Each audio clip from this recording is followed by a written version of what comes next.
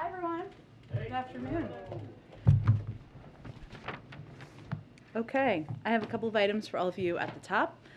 As we mentioned later today, in our guidance last night, I should say, later today, the President will sign an executive order to make sexual harassment an offense in the Uniform Code of Military Justice.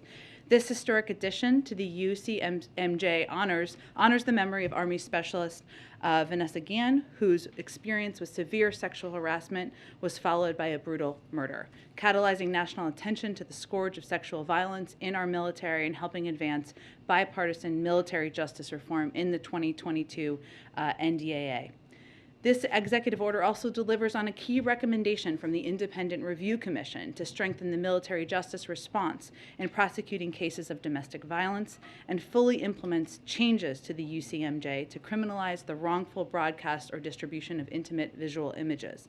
The Biden-Harris administration thanks Congress for its bipartisan commitment to pass monumental reforms to our military justice system and codify key recommendations from the IRC, the Independent Review Commission.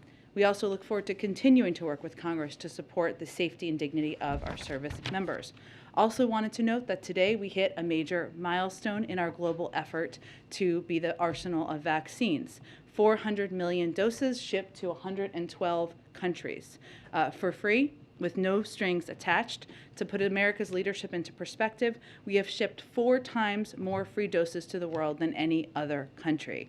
And this is on top of our efforts to expand manufacturing at home and abroad, our close partnerships with manufacturers to provide their vaccines to hard-hit areas, and our work to turn vaccines into vaccinations around the globe. Last item for you. Today, the Consumer Financial Protection Bureau launched a new initiative to save American families billions of dollars a year in unexpected and hidden fees charged by banks and financial companies.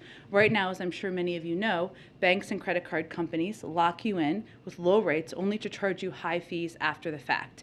If you've ever used a credit card, which I'm sure everybody in this room has, you are familiar with this.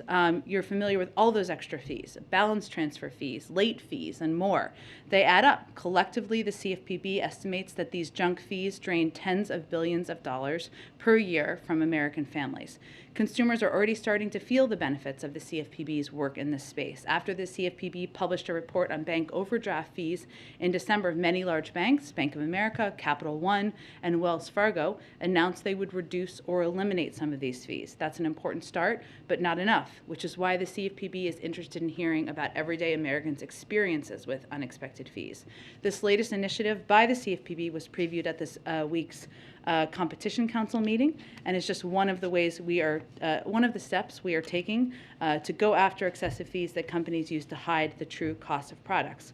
From airline tickets to high-speed internet services, agencies are planning internet service fees, I should say. Agencies are planning actions over the coming months that will make prices clear up front so that consumers can save money by choosing the best deals for them. Let me say one other thing. I know there is a lot of news out there today, so let me reiterate something that you heard the President say, and I also said over Twitter. It's always been the decision of any Supreme Court justice, if and when they decide to retire, how they want to announce it, and that remains the case today. So we are not going to have additional details. You are always welcome to ask any questions you like at any time, and there's a lot of news out there, but I just wanted to say that at the top. Josh, go ahead. Thanks, Jen. 2 subjects. So let's say hypothetically, a Supreme Court justice was to retire and announce it on his or her own terms. Does President Biden plan to honor his pledge to nominate a black woman to the court? Well, I've commented on this previously. The President has stated and reiterated his commitment to nominating a black woman to the Supreme Court, and certainly stands by that. For today, again, I'm just not going to be able to say anything about any specifics until, of course, Justice Breyer makes any announcement, should he decide to make an announcement. Okay, secondly, on Ukraine. Is the White House publicizing the troop buildups and the Russian disinfo efforts in hopes of deterring Moscow? And does the White House think that strategy is working? And are you prepared to release more details about what you say Russia's been doing? Yes, on the last one, as we have it, and I think you have all experienced that in here, also at the State Department and Defense Department briefings, and certainly from briefings delivered by national security officials, senior national security officials as well. I will say, Josh, that we are much more cognizant of the Russian disinformation machine than we were in 2014. And many of you covered, of course, the invasion of Ukraine in 2014. And we have made a decision, a strategic decision, to call it disinformation when we see it. And all across the federal government, various agencies are working together to fight disinformation and correct it. In part, we know, in part that's because we know that Russia's disinformation operation is highly developed. We are more wiser. We are wiser. The world is wiser than they were in 2021, and Russia has a boundless capacity to misrepresent truth and what it's doing. And some of that tactic from their end is intended to set the predicate for them invading. And we need to be very clear with the global community and the U.S. public what they're trying to do and why. So there's a lot of efforts underway to do exactly that. In terms of whether it will have a deterrent effect, I think our biggest effort on that in that regard is laying out the clear potential consequences. But it is also important, and we think strategically important, to be very clear that what they're trying to convey publicly out there, a lot of that is misinformation, and people need to understand and digest that. Go ahead. Jen, what preparations is the White House engaged in broadly in the case of a Supreme Court vacancy?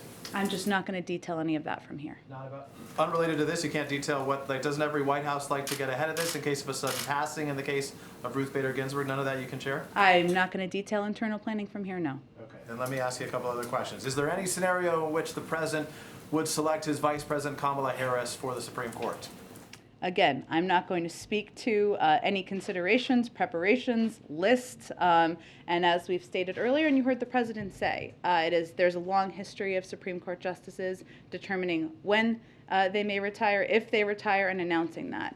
And we're going to, that remains the case today. Clearly, you are more wiser than to take those questions then. So I will ask you about a different topic, and that's Vladimir Putin, the president, saying yes, that he would very much consider personally sanctioning him in the case of a Russian invasion. Can you give us a sense, because Russia has dismissed or sort of poo-pooed that idea, what would sanctioning Vladimir Does Russia Putin... have a role in determining our sanctions? No, but they've said that it would have no impact. So what impact would sanctioning Vladimir Putin have on him, and what would that look like? Well, I think what's important to note broadly is that what we've also said is that it will be far beyond, any sanctions package would be far beyond what was done in 2014. And that includes impacting business and economic interests of President Putin and the leadership of the Russian government. I would also note that while it has been our policy that we are not going to take options off the table from here, and we haven't, we also have been detailed what isn't in an initial package, and that doesn't mean that everything out there that's being talked about is in an initial package. Okay, thank you. Go ahead. Thank you. When you were asked about the vice president possibly being selected as a Supreme Court nominee, you said you're not going to speak to any considerations. Does that mean she is being considered?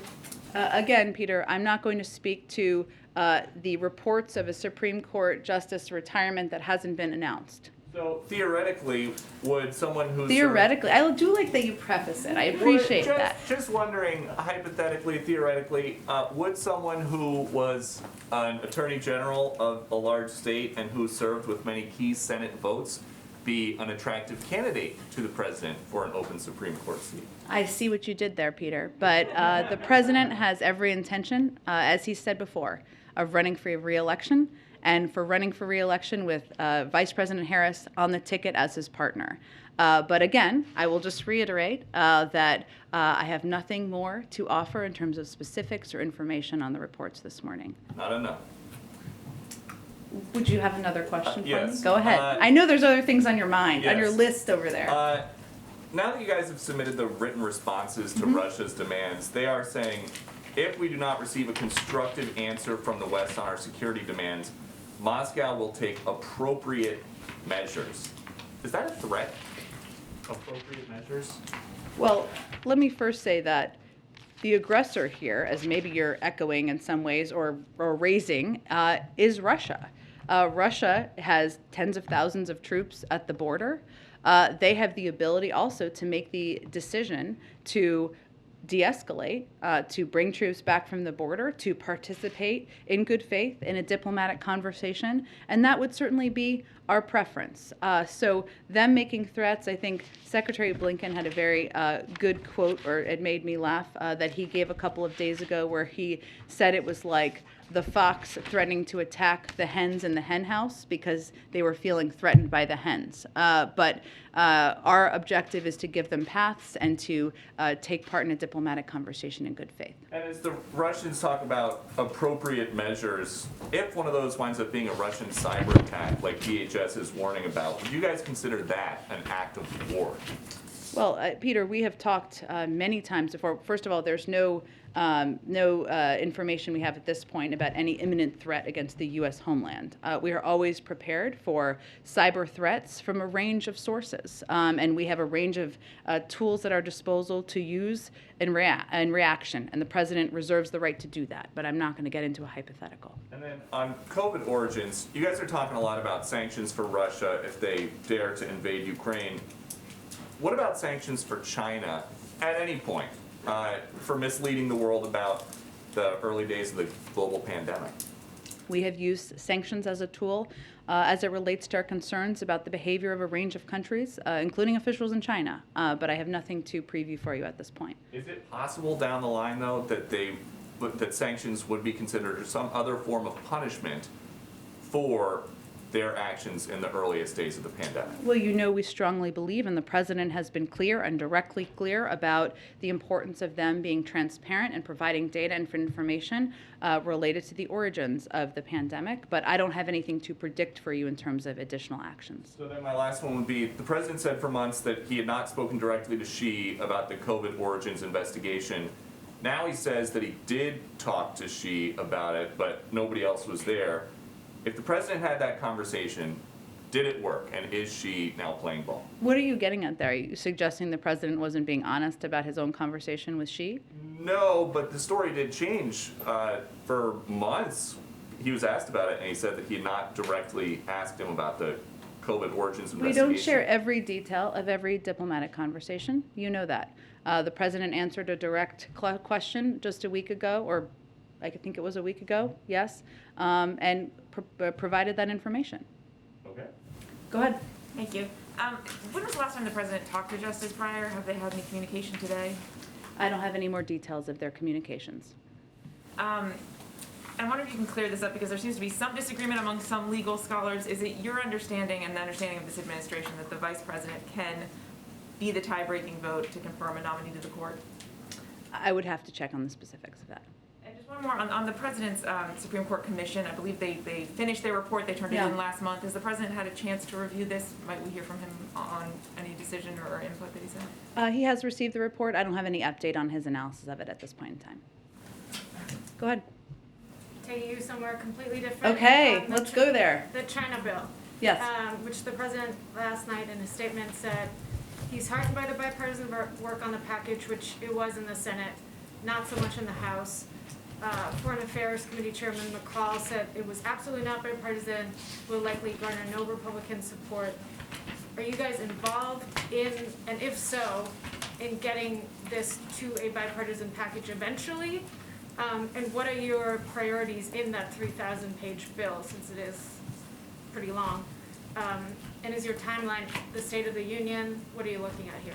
Well, I would say first that it did receive extensive bipartisan support in the Senate vote, right, in the Senate version.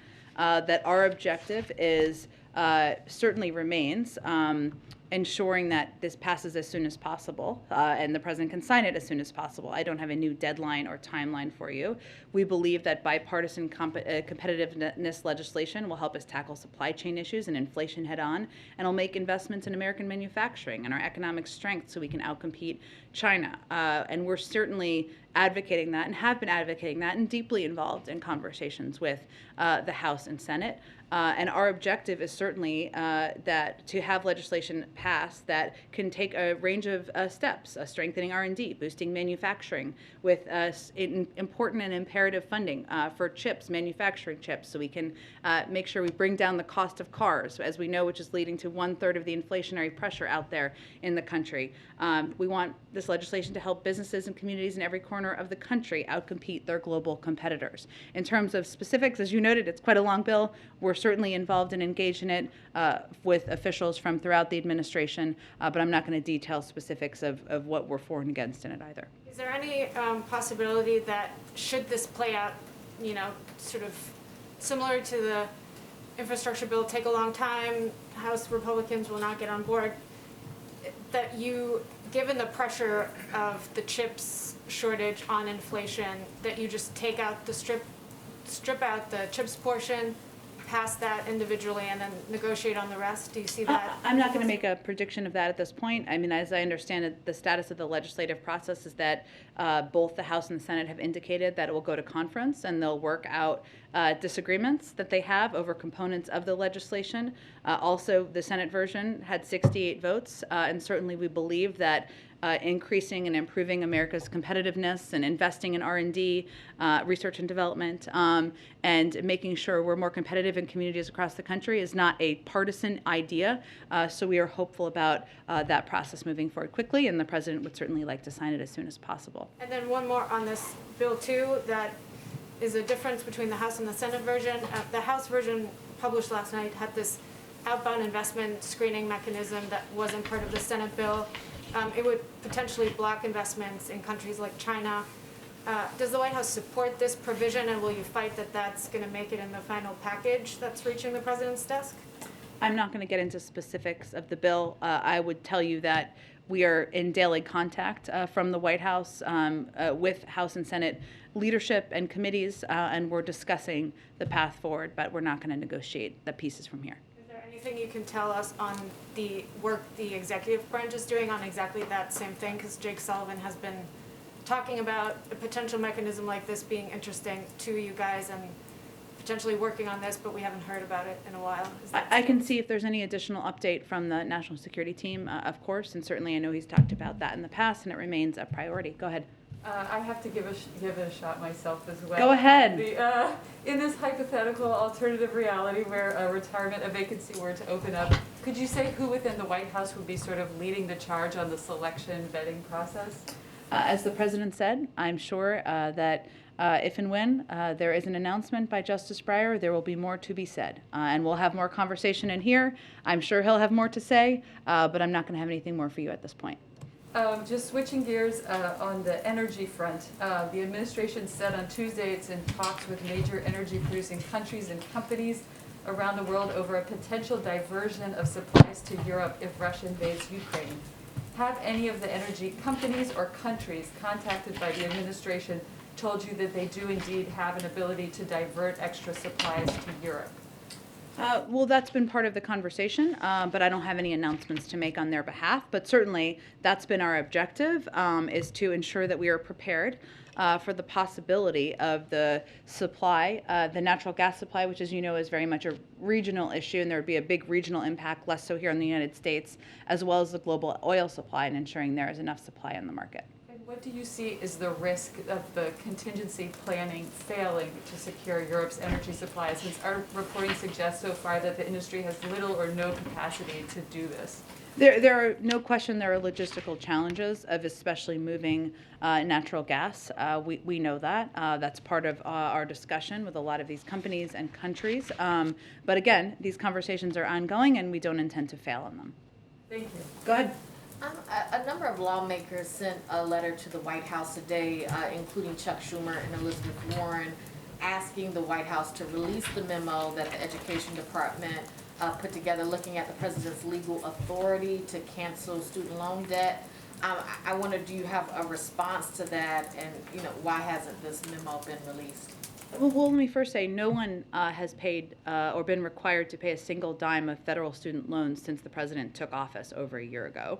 And I'll also add that our country is seeing one of the strongest economic recoveries in history, and the pause announced in December gives some breathing room for several more months to borrowers who are still coping with the pandemic. The Education Department will continue working to ensure a smooth transition to repayment. I would reiterate also that the President supports Congress, members of who sent the letter and others, sending him a bill that would provide $10,000 in debt relief, and he continues to look into what debt relief actions can be taken administratively. I'd also note that in terms of loans that have been forgiven since the president took office, beyond the pause on repayment, a total of $15 billion benefiting more than 675,000 student loan borrowers been part of the forgiveness. Borrower defense to repayment, $1.5 billion. Total and permanent disability repayments, loans forgiveness, I should say, $7.8 billion. ITT tech students, $1.3 billion.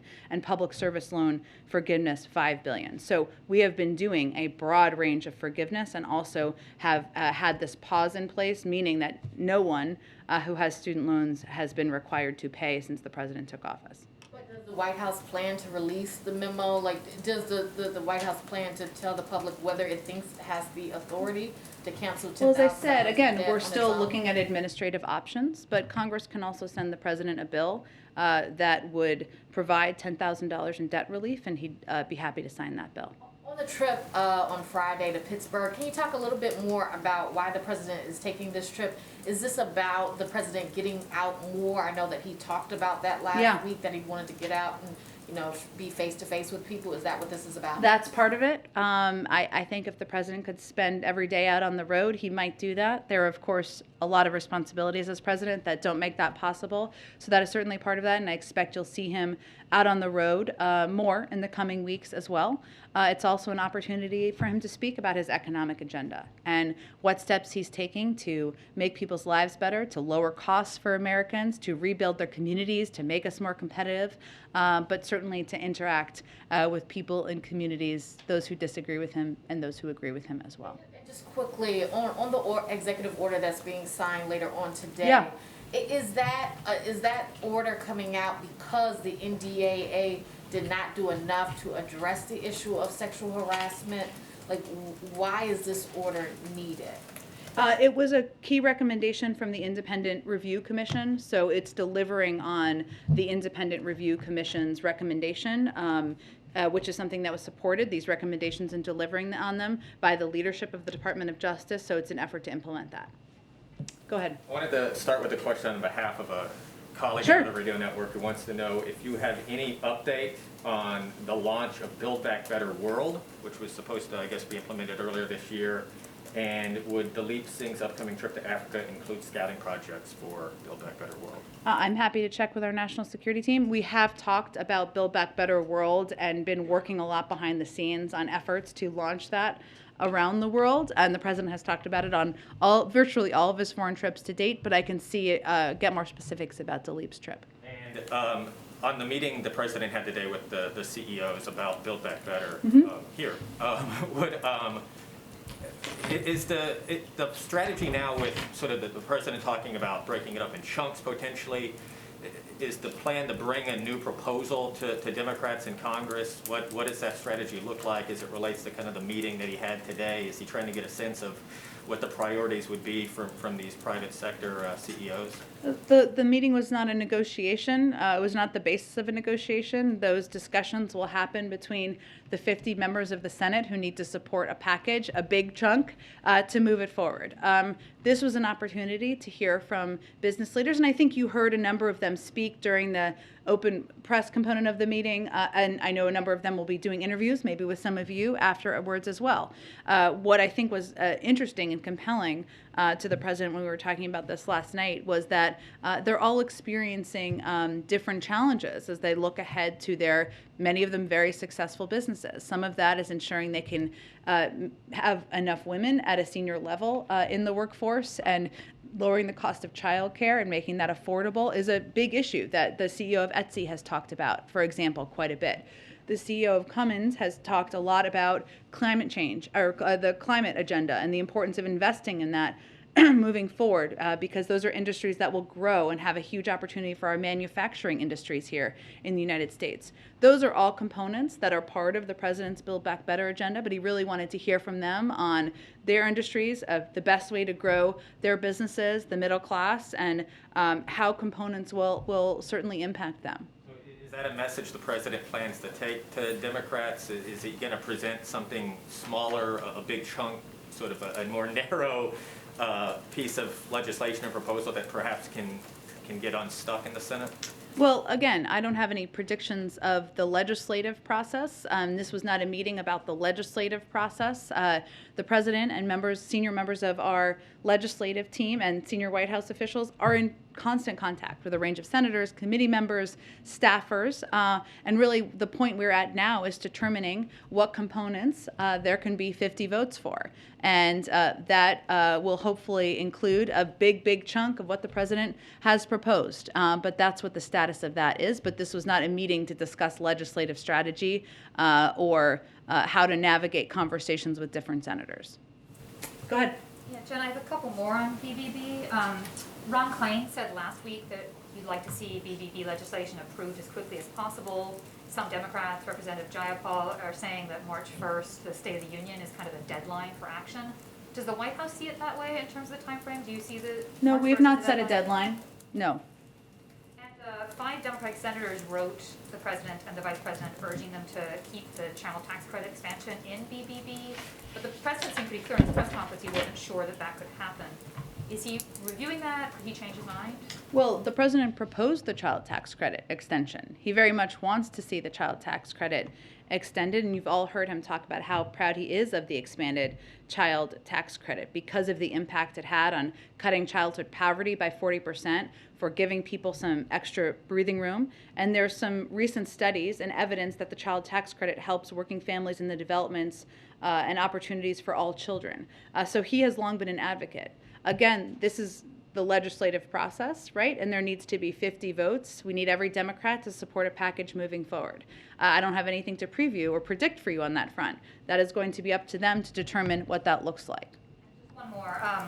Should you have a Supreme Court nomination that has to make its way through the Senate, is there any concern that that could crowd out priorities like Build Back Better and make it that much harder to get something done here? Not without getting into any specifics of what may be on the docket. We have to walk and chew gum at the same time here in the White House, and that includes navigating, the buildup of military troops on the border of Ukraine. That includes trying to get an omnibus bill passed and get our competition bill passed. That includes continuing to be the arsenal of vaccines to the world, and we are entirely capable of doing more than one thing at once. Go ahead in the back. Thank you, Jen. I have 2 questions, 2 different topics. Okay. First one on Ukraine. Is it about the Supreme Court? No, actually, Oh. no. I'm not part of this this bunch. The president earlier this week said he talked to all NATO leaders. Canada has offered a $100 million loan to Ukraine and is considering, could be announced this afternoon, further support assistance. What type of contribution does the president think Canada could make to this crisis? Well, we welcome the support of Canada and any country that is contributing to the needs of Ukraine, that is defending the territorial integrity of Ukraine, and defending what we feel is a fundamental value that we share with Canada and a number of countries around the world, which is the fact that no country should be able to invade and take the territory of another country. So we're not going to assess what they should do or not do. Every country has different capacities, capabilities, legal authorities. We recognize that, but we certainly welcome their support for Ukraine. So the president hasn't asked for arms shipments or troop deployments? I'm not going to get into any more details of conversations. We just recognize that every country has different capabilities, capacities, authorities, and a range of contributions, and doing it in a coordinated way we think is very effective. I'd like to talk about, I have a question about Haiti. Okay. So Canada hosted an international meeting last week. Prime Minister Trudeau has called for immediate action to fix the security situation in Haiti. You know that in in the next 2 weeks, it would have been the end of President Jovenel Moïse's term if he hadn't been assassinated. What's the U.S. plan, particularly in terms of security, knowing that there's no newly elected president to swear in on February 7th? Well, let me first reference, and I think you're probably aware of this, but last week Deputy Secretary Wendy Sherman participated in a high-level ministerial hosted by Canada to discuss sustainable, inclusive solutions to the challenges faced by Haiti and Haitians. The ministerial was an opportunity for global leaders or high-level officials to reaffirm the continued international commitment to support Haiti as it confronts growing insecurity, works to restore its democratic institutions, and revives the country's economic development. We're also continue to work with Haitian authorities and international partners to provide additional assistance from the United States to the Haitian National Police to strengthen law enforcement, build up anti-gang operations, maintain peace and stability. And we have also, in response to heightened humanitarian needs in Haiti, USAID has provided more than $92 million in assistance in fiscal year 2021. So we're working on a range of channels, including in close coordination with other leaders about how we can help prop up humanitarian needs, address their security needs, and act in a coordinated way as Haiti looks to their future. Okay. Go ahead. Just a quick question on inflation. Many people believe that government spending is a big factor in the current inflation levels. Can you speak to concerns that spending plans that come out of Build Back Better aren't paid for and so could mean higher deficits and more inflation in the future? Aren't paid for? Build Back Better is paid for. Entirely. Okay. Can you speak to the concerns that are coming in that it's Who are not the concerns actually from, though? But who's saying it's not paid for? Because there have been a range of economists saying it's entirely paid for, and that has been a priority for the president. It has also been concluded by a number of Nobel laureates and experts from a range of economic experts on the outside that it will not contribute to inflation. So those are the global experts that we would point to, but there may be others suggesting something else, but I don't know who those people are. if those bills do pass, it will not raise taxes? Well, something being entirely paid for means that part of that is the highest income Americans, that companies would be asked to pay a little bit more. That has been part of the proposal and part of reforming the tax system to make it more fair. So they're also not expected to contribute to future inflation then? The Build Back Better bill, again, it's fully paid for. We would point to Nobel laureates and a range of global economists who have conveyed that it would not contribute to inflationary pressures. Go ahead. Thanks, Jen. I wanted to ask about the impact that President Biden's experience in foreign policy has on his handling of the current situation with Russia and Ukraine. Obviously, he served on the Senate Foreign Relations Committee. He was vice president when Russia invaded Crimea. He oversaw the end of the war in Afghanistan last year. Can you just talk about how those various experiences have informed his decision-making and his thinking on the situation currently with Russia and Ukraine? Absolutely. So one of the lessons learned I talked about a little bit earlier in response to Josh's question, which is the ability and the boundless capacity of Russia to misrepresent the truth and spread misinformation through a range of channels. I mean, they have a range of state-run media channels that are not just prevalent in Russia, but around Eastern Europe, across Europe. You can even find them in the United States. But even beyond that, this is a capacity that we've seen them utilize in 2014 and 2016 and many times in between. So one of the lessons that we have learned is certainly, and the president has learned, is certainly that it's important to call out this disinformation and to make clear to the American public, to the global community, what they're trying to do here and the fact that it is not accurate. They're trying to set the predicate for war. We've done that through a number of means. Last week, the administration announced sanctions on 4, of course, Ukrainian individuals. We also had a briefing, launched a website, released a fact sheet to educate the public on the Russia disinformation ecosystem. The FBI and DHS are coordinated with the intelligence community as well as state and local partners to ensure a common understanding of Russia disinformation and influence activities related to the situation, in Ukraine. So that's one part. I'd also say that for the president, and this has been a priority for him since he came into office, building up our alliances and partnerships with the global community, ensuring that close coordination is front and center and is a priority, is something that he has learned through his time in foreign policy as the former chair of the Foreign Relations Committee, of course, as vice president, is imperative. And we believe that's proving to be very effective at this point in time. We've had more than 100, probably way more than that at this point, engagements with NATO partners, allies around the world, and we have a coordinated and strong approach to how we're approaching the buildup of troops on the border of Ukraine. So there are many lessons, but I would say those are two of the biggest ones. Right, and can I also ask about the China competitiveness bill Sure. that was mentioned earlier? Does the White House want to see Congress finish work on that before Build Back Better? Is there like a priority there in terms of getting that done? The president would like to sign it as soon as possible, but beyond that, I'm not going to get into an order of events. Go ahead. Thank you, Jen. I have a few questions. The first on the Supreme Court. Sure. Does the president believe that the current makeup of the court accurately reflects America's demographics? Well, I would say the president, as you know, asked for put together a commission that could review, that is a commission made of Democrats and Republicans of a range of legal views that could take a look at everything from the makeup of the court to how they select cases to the length of service to the size of the court. That's a report, as Mary asked about earlier, that he certainly has. I don't have an update on his review of that at this point in time. I will note, though, for you to go directly to your question, he has nominated a historic number of judges who are people of color, a historic, I don't know if it's a historic number of women, but a majority of the judges he has nominated are women. That speaks to his desire and his interest in having courts around the country that look like America and that represent the experiences of America, including public defenders and others. So that is the evidence of his commitment to that I would point to. Is it the expectation of the president and the White House that whomever he would nominate for any hypothetical vacancy, that would be an appointment that Democrats could unify behind?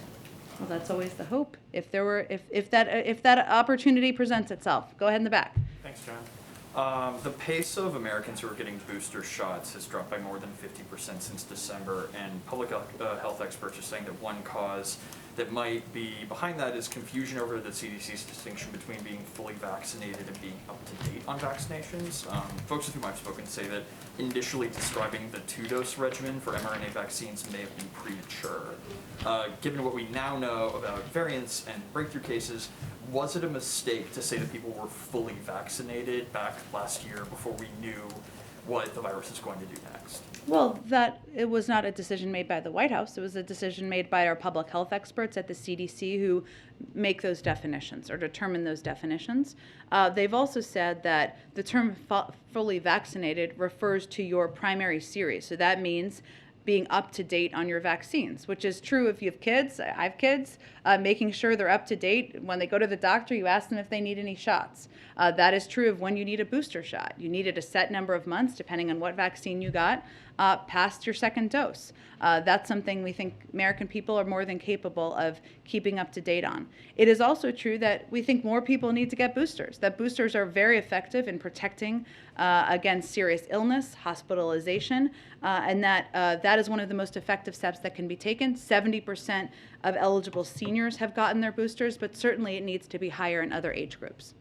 I do have one on the news today. I'm sorry, you gotta Go. try. Don't need to be sorry. It's okay. You're doing your job. So, if Justice Breyer were to retire, one of the last cases that he'll face as a member of the Supreme Court obviously will be Dobbs versus Jackson, which court watchers are saying is likely to weaken or potentially overturn Roe v. Wade. If his potentially final opinion ends up being a dissent in the Dobbs case, what is the administration's plan to protect abortion access as best it can beyond trying to pass a congressional remedy, which I think, unless you guys have 10 extra senators lying around, might not be able to beat a filibuster? Well, without speaking to the future of the Supreme Court, what I will reiterate is that the president has been advocate for codifying Roe. That's something he certainly thinks and hopes that Congress will act on. We've also taken steps and have announced steps in recent days even for HHS to amp up their support for providers across the country, and that's something we will continue to look for ways to do, but I'm not going to make a prediction of the outcome. Thanks, everyone. German Chancellor timing, do you guys have that? Not yet. Hopefully we'll have it soon. Thank you. Jen, any response to the Fed signaling it will raise rates in mid-March? I would just say that the president, obviously the Fed is independent, and we stand by that, as does the president, that the Chairman Powell has indicated his plans to recalibrate in the past, and the president spoke last week to his support for that. Thank you, everyone.